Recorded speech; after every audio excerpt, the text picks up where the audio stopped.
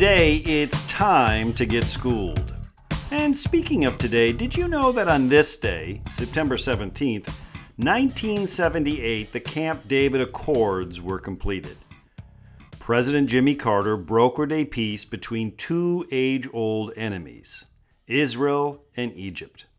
The Camp David Accords, the framework for peace in the Middle East as it was called, paved a path of amity and understanding in a region known best for its war and barbarism.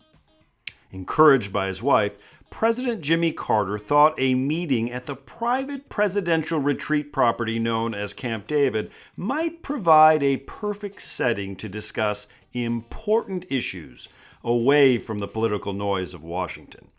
Carter brought together Prime Minister of Israel Menachem Begin and the Egyptian President Anwar Sadat to consider an historic movement toward goodwill in the Middle East. It worked. The Camp David Accords were recognized then and still today as holding up the possibility of normalizing relations through talk rather than through tanks, even among long-lasting historic enemies. What seems to be the powerful lesson of this little tale is that history can bestow no greater honor than the title of peacemaker. War and the study of war is far too prevalent. We almost take it for granted. What a shame. It is the peacemakers who should guide our critical thinking and problem-solving exercises. Take William Jennings Bryan, for instance, the first Secretary of State under Woodrow Wilson. Bryan advocated for pacifism and diplomacy.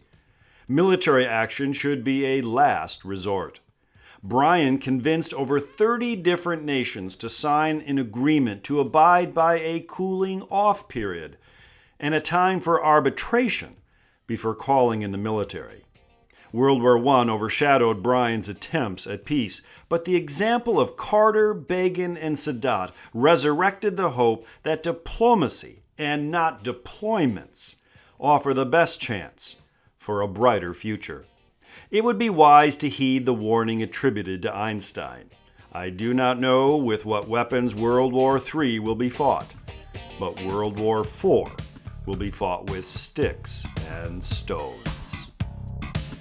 Psst, it's Prologue with MR.REVIEW. It's a podcast that is actively digging tons of earth to find an ounce of gold, striving for a more perfect union.